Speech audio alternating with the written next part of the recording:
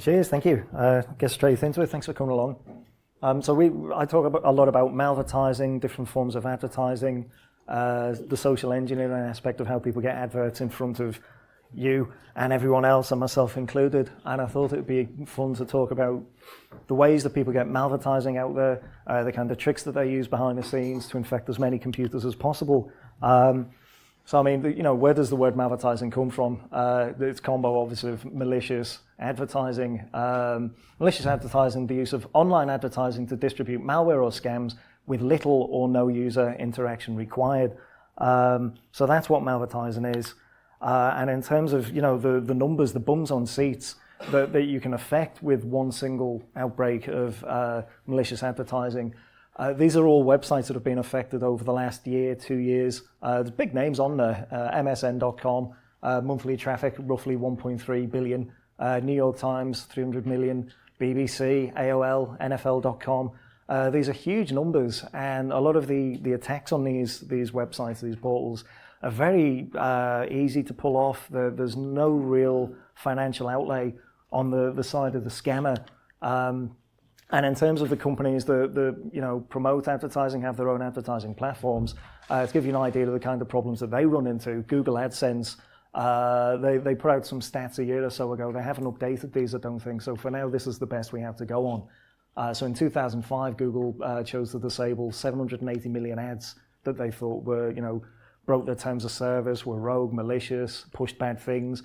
60% increase through 2014 to the first half of 2015, and there's an awful lot of rogue ads floating around on mobile.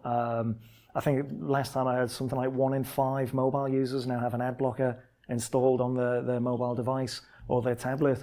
This stuff is quite pervasive. These are some stats to give you an idea from last year, May 2016. The bulk of the files that we would see pushed in an attack was ransomware files. 61% of all the attacks that we would see in our databases, our telemetry, and everything else.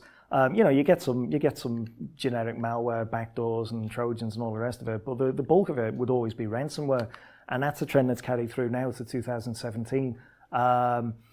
Again, you can see this is from January to June of this year. The bulk of this is ransomware. The green, that's the yellowy orange bar at the bottom. The green is the ad fraud component. There's a bit of a tail off in June for some weird reason, but it's fairly consistent. Other than that, it's usually rogue ads and ransomware most of the time. And in terms of the old slide and control scale, a bit of a show of hands. Who feels that they're reasonably equipped either at home or in the office, the network, to deal with a malware or spyware outbreak? Would you say you're 90%? Stick your hand up if you feel 90% comfortable that you would probably stop there. Okay. Script blockers. Everybody put their hand up. Script blockers and disabling page elements. I mean, how many of you have got something in place to stop a rogue script on your desktop? So there we go. Quite a lot of hands, actually. Normally it goes the other way around. Normally everyone sticks their hands up for the AV stuff, and then it starts to go down. Exploits. Who's got like a dedicated tool in place to stop exploits? There we go. It's gone down again a bit. And finally, adverts. Who's got something on their browser, their PC, whatever, to deal with adverts, rogue ads? There we go. So quite a lot of hands. See, the biggest two problems that we see with malvertising are exploits and adverts. And a lot of the time, especially when I do this, when I go out and do talk to people, the majority deal with the malware and the spyware. Quite a few of them have script blockers in place, but the exploits and the adverts fall by the wayside unless they've got AdBlock Plus or something in the browser. It just sails right through. And in terms of the basics, this is what your standard desktop would look like in 2006. Pop-ups and ads, and you've installed Django search tools, and now here's 6,000 adverts for you to get your teeth into.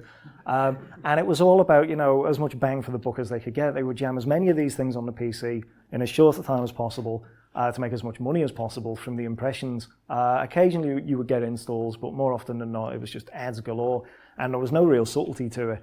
And then as the years went by, this is from 2008, they started to realize that they could make more money if they tried to entice the end user with some junk rather than just jam it all down their throats at the same time. So you would get things like this free online Batman game ad, This is a Google ad here. Go into batmangame.info. Looks really cool, looks really nice. Wow, going to play that. You download it, and of course it's targeted to people on a video game comics website. Install the Zango adware, they start popping adverts, and what you actually end up with is a demo version of a completely different Batman game. It doesn't even look like that. It's a game from a couple of years earlier, and this was the general bait and switch that you would see. So they become a little bit more subtle. They start to rely on social engineering a lot more. And then by 2007, you've just got these weird, erroneous, fake Lidl ads floating on MSN.com or what have you. It'll be a completely fake ad. It'll redirect you to some junk. Another one, they're really moving off to the sidelines. They don't want to draw attention to themselves, especially if they're not pushing ransomware, but something that they want to keep on your system for a while, make as much money as they can before you finally clean off the PC. So this is a fake used car ad trying to launch an exploit attempt. So this is the basic where Lidl are really popular with malvertisers for some reason. So here's a fake one that was floating around in Germany. If you fit the demographics for the kind of people that they would like to infect, they would pop this. It would redirect you to the gate. The gate is normally all important. We'll talk about that a bit later. But it's effectively the gate that decides whether you get redirected to a nice safe website, because actually they don't think that your click is worth the cost to them to get you to the exploit site, or whether it sends you to a pile of garbage in the form of one of these exploits. They might be looking for a specific version of Flash. It might be an IE exploit, might be JavaScript, Silverlight, or some other thing, and then finally you get hit with really horrible picture of a piece of malware. Never mind, apparently murdering MSN Messenger guy. So that is effectively how these drive-bys work, but they normally hinge almost exclusively on the gate that basically gives everything a big yes or no. I don't really like lots of words on slides, but these are kind of important, so we'll go through them quickly just in case you're not familiar with these terms.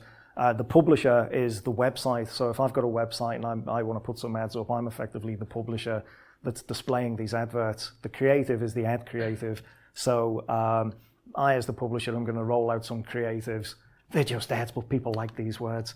The impression, obviously, if you've got a website, whatever you're familiar with impression, it's how many times this thing is viewed by one person. The ad call, the browser request that triggers an impression, fairly straightforward.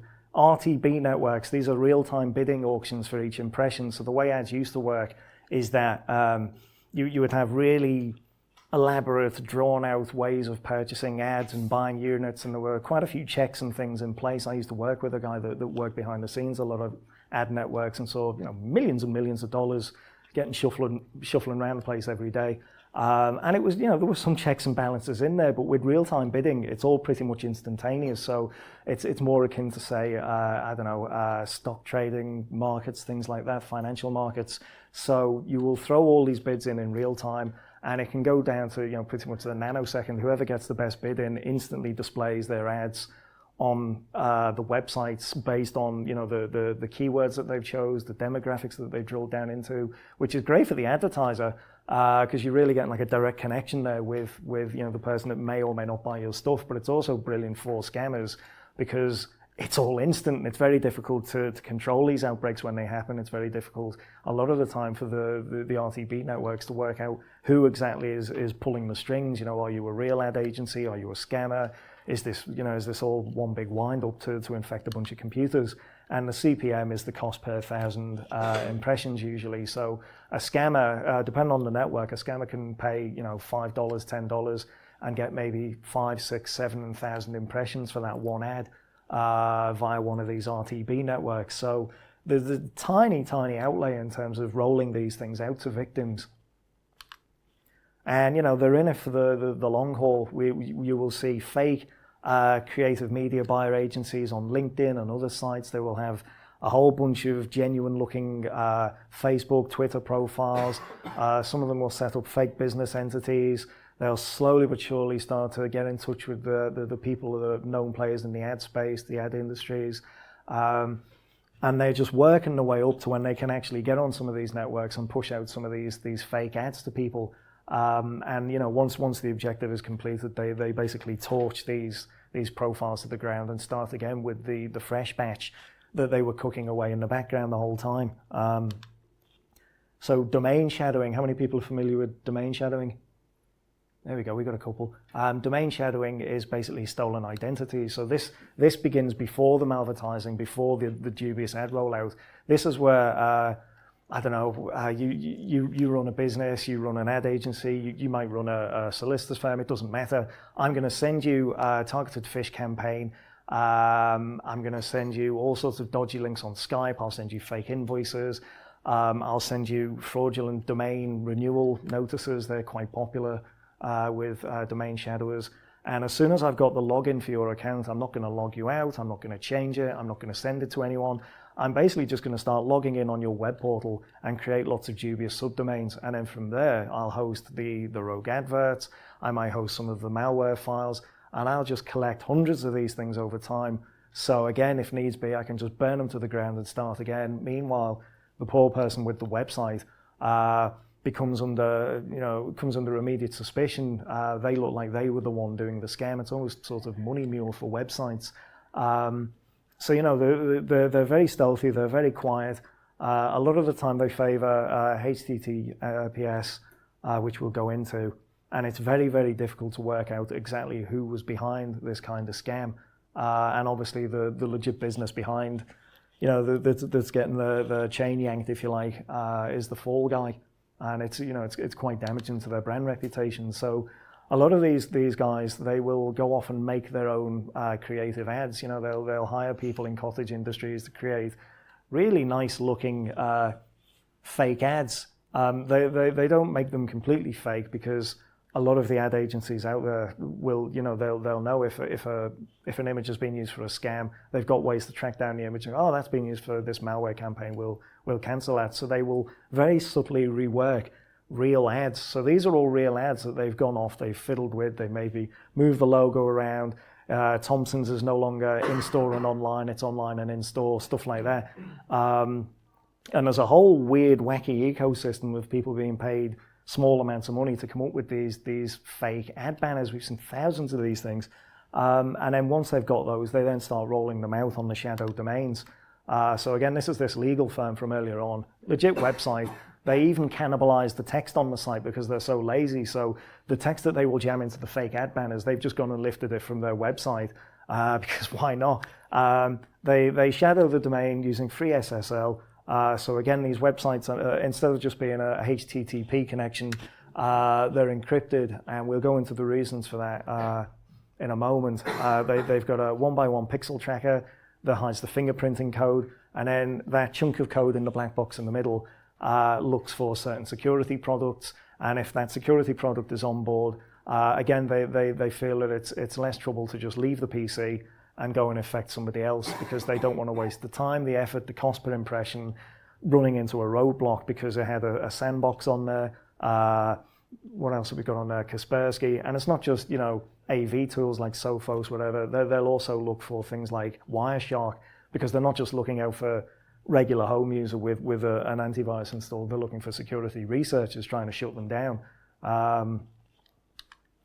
Here's another one. Here's a law firm they had this, this fake ad banner hosted. You can see on the second one that it's checking for packet analyzers, debuggers, PCAP, and so on. You've got the Angler exploit kit landing page. Again, and at the bottom there, it's checking for a different set of security products: Bitdefender, Malwarebytes, Avast, and a couple of others. And again, they do not want that traffic because it's wasting their money effectively. And we see a lot of domain imitators. I've seen this pronounced so many ways. Adgalas, I've seen someone called it ad goulash once, which was a bit weird, sounds tasty. And they will specifically target these industries where it's very hard to pick them out. So a popular target are these essay writing websites. So a lot of these, they're legit in the sense that it's not going to infect you or do weird things with your information, but they are sort of built in bulk. A lot of them look the same. A lot of them use the same branding, and they're very cookie cutter.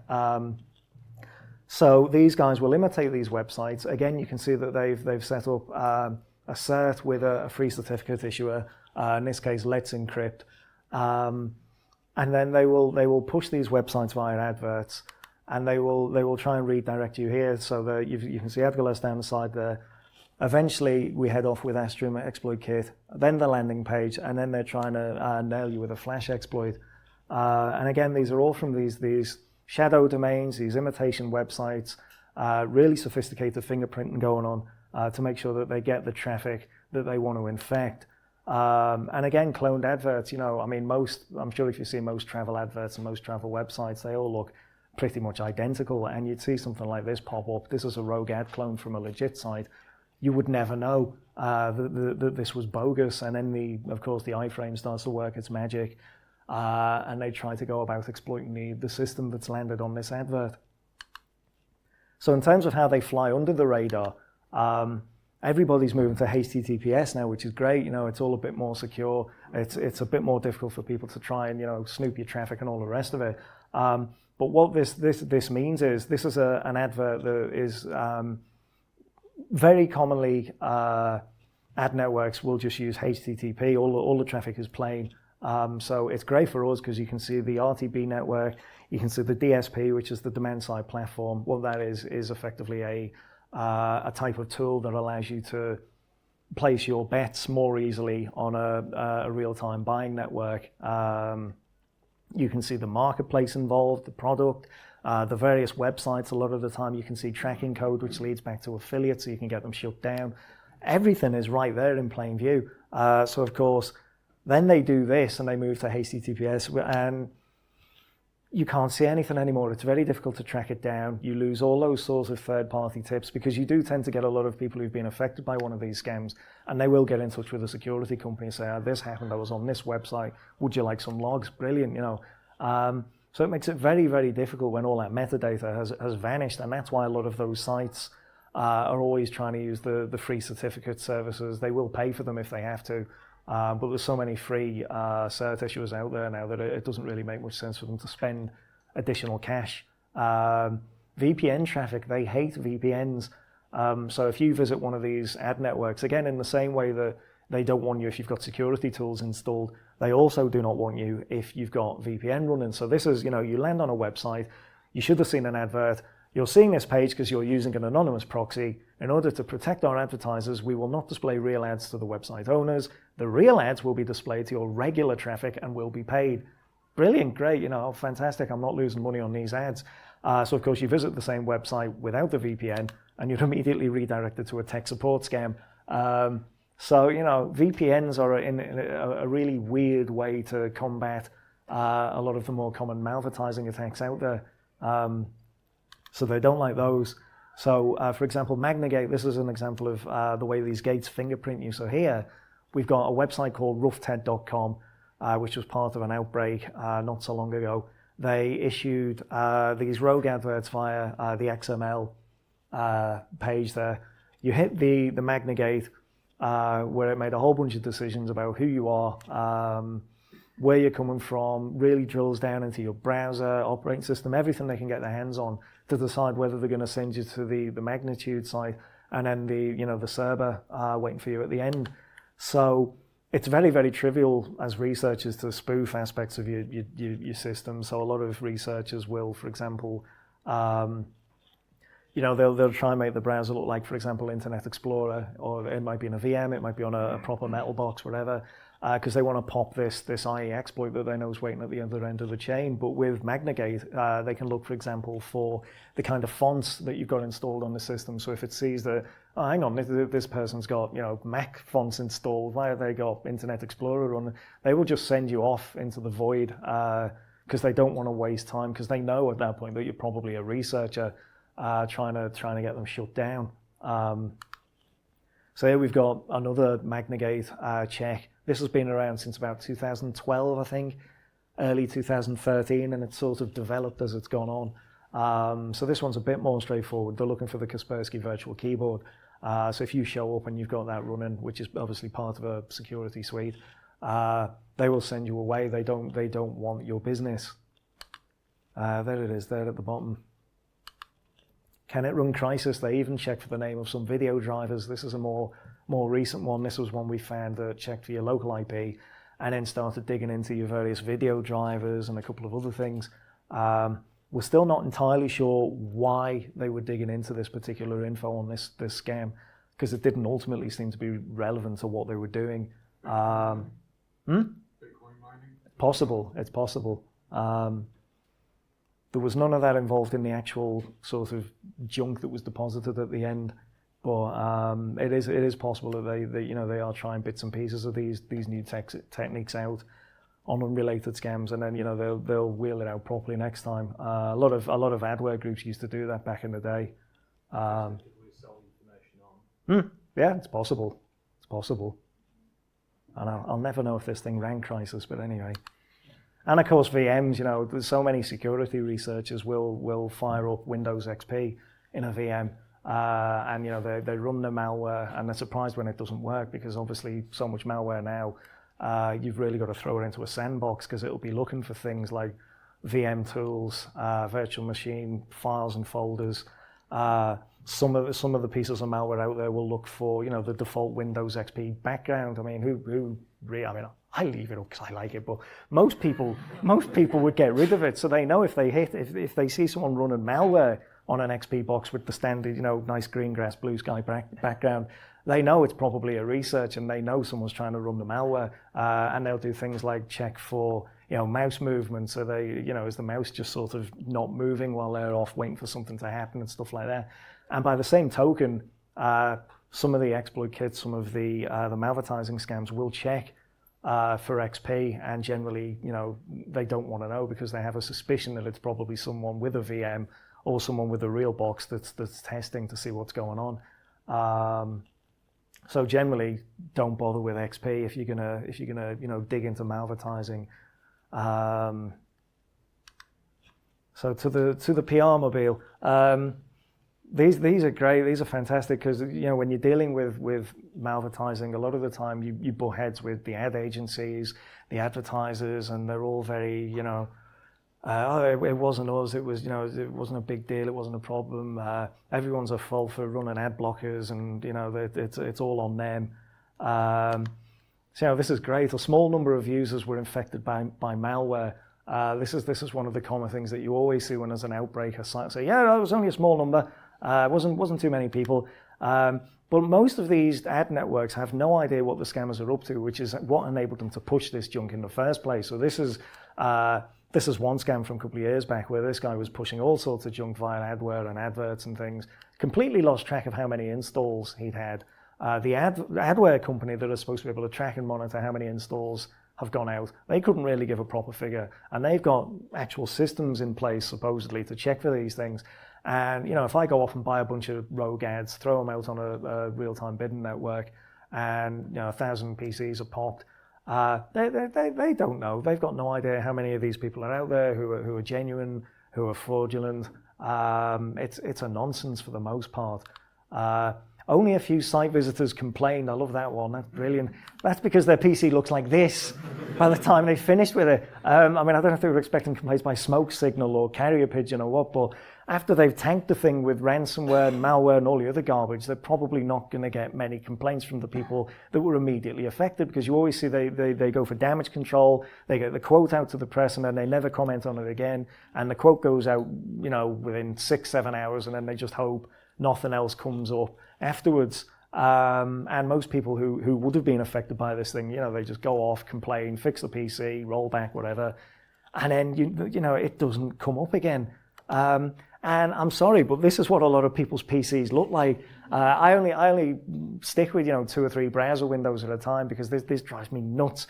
But lots of people do take advantage of all the RAM and everything else, and this is very valuable to some people. So they do this, and if you've got all of these things sitting there on your desktop, and one of those pages in the background happened to load an ad, or refreshed in the background and then loaded a bad ad, and this is a slice of some browser history where this person's gone through 12, 13 websites in the space of about 10 minutes, plus a bunch of Google searches. You've got all of that info there. You've got no chance being able to pinpoint which one of these sites did it, so you can go off and complain, especially when the malware's sitting there doing this and waiting to pop, because they don't always trigger instantly. It's normally beneficial to wait for a while and then pop on the system.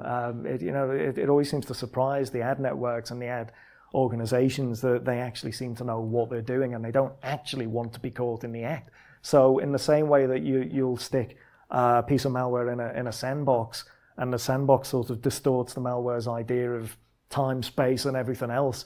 So it thinks it's been in there for, a couple of hours. Oh, I better run now, when actually it's been, a couple of seconds. It's the same with this. This stuff is designed not to be tracked back to the source. So of course these people don't have lots and lots of complaints coming through. This is brilliant. They're killing our lifeblood. It's censorship. I think I think it was an internet advertiser organization that represents the ad network said, they're holding content hostage when they run these ad blockers. It's disgraceful. They're thieves. Holding the content hostage. Are they not holding the content hostage with ransomware that popped as a result of their terrible, tracking abilities? But I'm sure you see in the news all the time, these ad networks absolutely despise ad blockers, which leads neatly on to fighting back, because most people generally now have an ad blocker there because they don't want to have to be dealing with all this mess from the fallout from one single malvertising attack. So, going back to 2006, we used to get sent letters from people, like actual old school handwritten letters, incredible, to the office.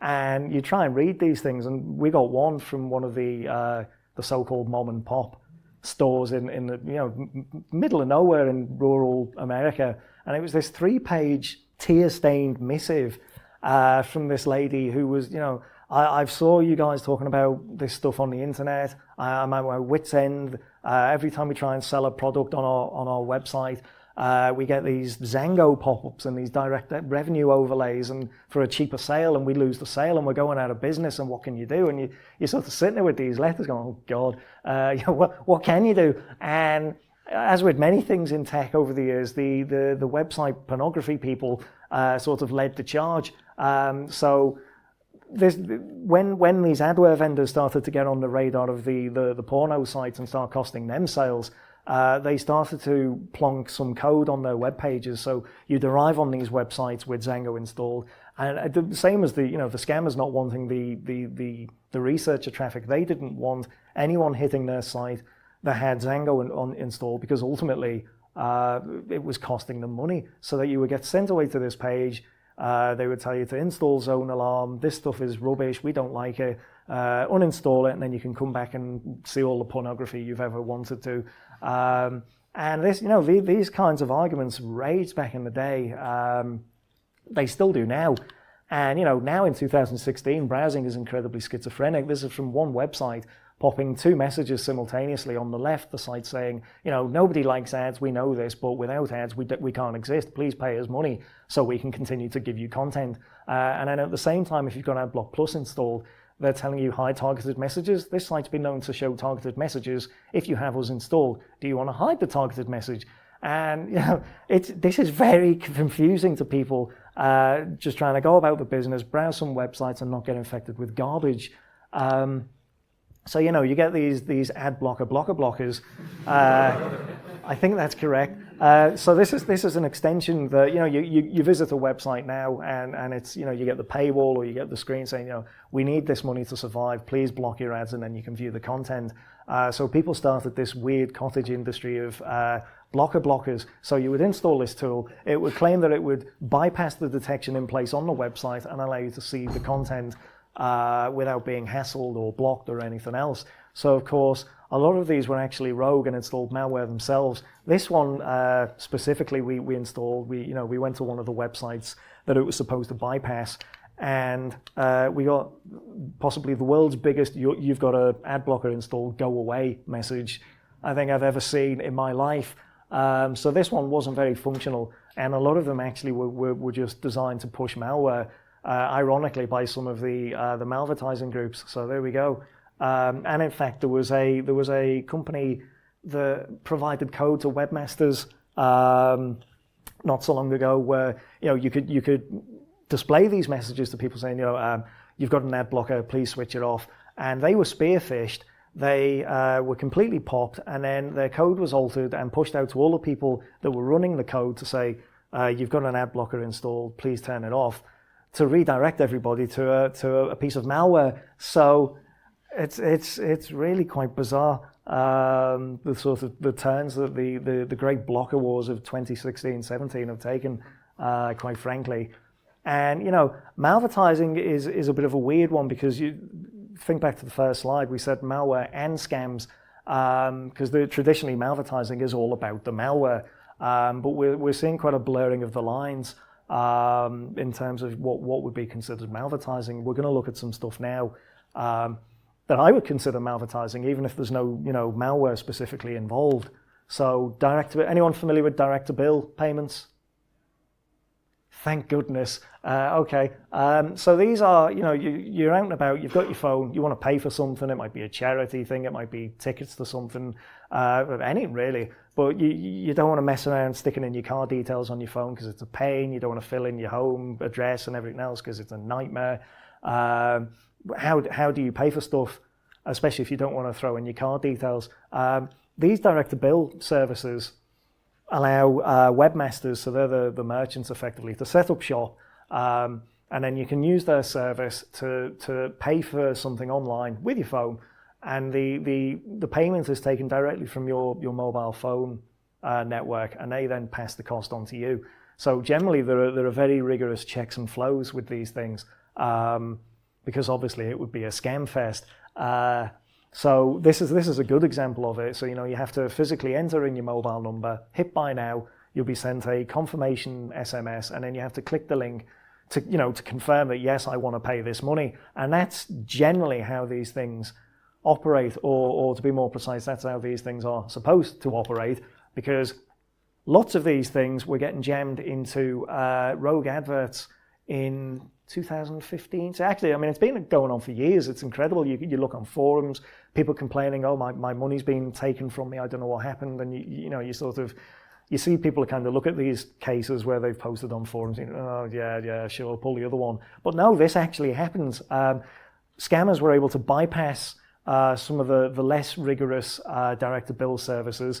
They were able to redirect you to blank pages on your mobile. So you'd visit, say, a web forum, completely legit website, you'd be redirected, and you'd be expecting the usual pop-up or whatever, and give us your email address, sign up to this, and yeah, sure, whatever, close tab, problem solved. The test device we had was redirected to a completely blank web page, no content, no indication that anything had happened, so it just looked like a dead advert redirect. A couple of minutes later, text message through, you've paid £5 for one entry, click here to view again, no thank you, and there's the £5 that was taken directly from the mobile network. They basically managed to leapfrog the whole checks and balance process and take the money. This is effectively apex malvertising. This is, they've got rid of the gate, they've got rid of the malware, they've got rid of the lovely designed pictures, they've got rid of the domain shadowing, the phishing, all of that's just been thrown in the bin. And they're just sending you to a blank page that immediately takes £5 from you. And the only way to get the money back, you have to contact the merchant, who is the scammer, give them your name, your age, your address, and a bunch of other stuff, along with the mobile number they've already collected, and hope that they will send you a check for £5 and not do horrible things with your information. This is amazing that this is able to happen. It's incredible. Not quite as incredible as this stock photo, which is astonishing. But this isn't actually far from the truth. I do a lot of work in virtual reality and augmented reality. So virtual reality, if you're not familiar, is just, plonk a headset on and it's lots of weird fake things. Augmented reality is bolting things onto your field of vision. So, Terminator 2, and he sees all the scans of all the people he's about to turn into pulp and all the rest of it. But this really isn't that far off from the truth. Virtual reality headsets sell roughly 3 million-ish a quarter. Not so much the HTC Vives and the Oculus. A lot of the cheaper ones that you see in garages and everywhere else, where it's just basically stick a phone in, and then all of the VR stuff is done through phone apps. They're really popular, but wearable technology and augmented technology is selling like 34 million units a quarter. I've never actually run into any of these people, but they're out there and they're buying this stuff, and augmented reality is being jammed into all sorts of places that you wouldn't expect. So, there's already cars out there at the moment that have really basic so-called augmented reality, and then you see these lovely mock-ups of, you'd be driving along and there's overlays on your windscreen of blue lines, almost like Google Maps has been jammed onto your windscreen. And this is technology that's being played with, rolled out now. So this is a sort of rough approximation. Yeah, it's a GPS, but we'll just pretend it's a really basic form of AR on your dashboard. But as you've seen in the press and everywhere else, this stuff can be hacked, it can be tampered with, it can be played around with. You can get ransomware in specific cases where people manage to get ransomware running on their internet connected car. So what happens when these wonderful people pop back up on your dash? And then what happens if you're driving along with, it might be an app that you've downloaded, it might be something provided by the vehicle itself. You've got the lovely car overlay, the directional stuff on your screen, and then that happens. What happens? It sounds humorous because it kind of is, but then the actual reality of it is this: because at some point, someone is going to have a really bad time of it when someone has one of these AR things on the dash. Something goes wrong with it, and then you're left with this situation. If you try and put yourself in a position of someone that investigates, this guy's crashed his car, exploded all over the place. How would they even begin to know that this guy was wearing, say, a wearable device? What kind of wearable device was it? Was it glasses? Was it a little thing that he bought from a third party and bolted onto his headset? Was it something in the car? Would they even be aware of this? Was it an app that they downloaded? What store did it come from? Was the app tampered or exploited in some way? Was it deliberate? Who was the ad network? How do you even begin to work out what the supply chain is for guy driving in his car? He's got a Google Glass equivalent. He's using a sort of third-party Google Map style thing, but it's got ads included, and you think, oh well, okay, yeah, ads are ads, but didn't expect an ad to pop while he's driving. Who was the ad network? Who was the supply? These are all things that they're not going to have a clue about. And there are very specific rules and regulations where real-world advertising are concerned. So you've got these really sophisticated malvertising kits that are doing the rounds. You've got these really sophisticated barriers to decide if you go left or go right to the exploits. You've got really clever sort of phishing campaigns they'll take weeks or months just to grab that one domain and then use it for the sort of shadow domain scams. You've got all of these networks moving to HTTPS, which makes it more difficult for us to actually track these things down. And then you've got these wonderful mobile, maybe not wonderful, scams where they can literally take £5 to £10 out of your pocket at a time just by being redirected to a website. And as I'm sure you're aware, if you do any browsing on your phone for any length of time, it's actually quite difficult to install or download an ad blocker. It's actually quite tricky to prevent yourself being redirected to a pile of garbage on a phone. And in terms of real-world laws, there was a case not so long ago where it went to a court in America because a national park weren't too impressed with all these people playing Pokemon Go, trampling all over the plants and flowers and fields. And they tried to get some sort of legal judgment where people could no longer play Pokemon Go in this park. And there are lots and lots of laws for advertising in the real world. Surprisingly, certain types of banners aren't allowed. Certain types of it's very dependent on location, but in certain places, you can't have specific types of flashing billboards or banners. You can't have digital effects. They have to be a specific size and shape. So you've got all those regulations for these real world ads, but then you've got all these virtual ads coming down the pipeline. You've got the augmented reality ads and everything else. And a lot of AR and VR companies are investing heavily in advertising. So HTC have got their Vive. They've recently set up a really sophisticated advertising platform pipeline. So you go there, you sign up, you get the dev kit. You can make these virtual reality adverts. Adobe have invested in virtual advertising tech, I believe. And basically, if someone's out there and they're making a headset of some description, they're jumping on board the advert train now. And a lot of tech and a lot of cash is being thrown at these devices to surround you with adverts from the moment you stick the headset on to the moment you take off the Google Glass. So how do you actually regulate for these types of adverts that are just going to pop up out of the ground, temporarily blind you and have you, jam your car in a ditch and then vanish as if it wasn't there? So yeah, there is a huge ramp up in these VR ad space technologies, and it probably won't be too long before we see the Malvertising equivalent in the virtual and AR space. So that's all happening now, and we expect the ad space in VR to really take off sometime in the next 6 to 12 months. So it's going to be pretty interesting to see, where that leads. Probably somewhere terrible, but never mind. So, I mean, thanks for listening. And, if you've got any questions about Malvertising, VR, AR, those horrible phone things, I mean, feel free to fire away.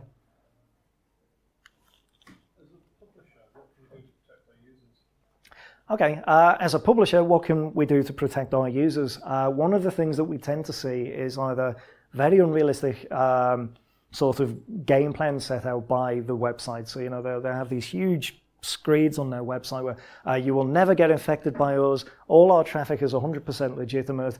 We guarantee you will not be infected. I say, okay, nice try, but come on. It's, we have to accept that there is always a possibility that this is going to take place. And some of those sites theoretically open them up to legal issues by making these weird guarantees. But a lot of it is down to making sure that the ad network that you partner with has a good reputation. And a lot of these things are, you can Google a lot of these ad networks. A lot of them have been around for years. And it's usually reasonably straightforward to find someone that can recommend or, shoo you away from a network. Because so many of these Malvertising attacks become big news. A quick search for the company's name will very quickly show you lots of blog entries about them on security sites, lots of white papers, lots of, my God, these guys did this all over the Register and the BBC and everywhere else. So in theory, it's a lot more straightforward now to find out who these dodgy ad networks are than it's ever been. But there is always the possibility of an outbreak. And there are some ad platforms out there that have, clean ad sort of programs, and they do a lot of intensive vetting and checking. I think Google Ads are in the process of rolling something out like that now.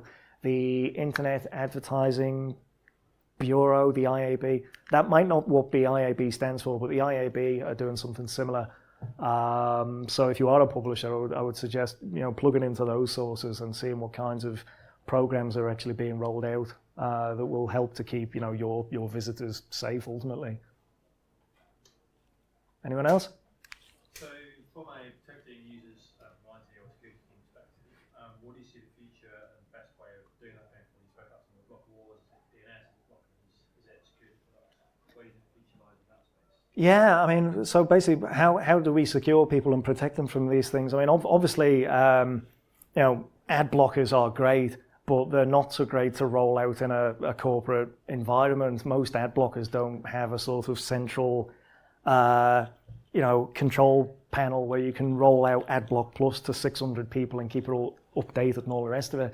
And having said that, I think Magnagate and a couple of others actively look to bypass some of the more popular AdBlock tools out there. I think it was the Rough Ted website.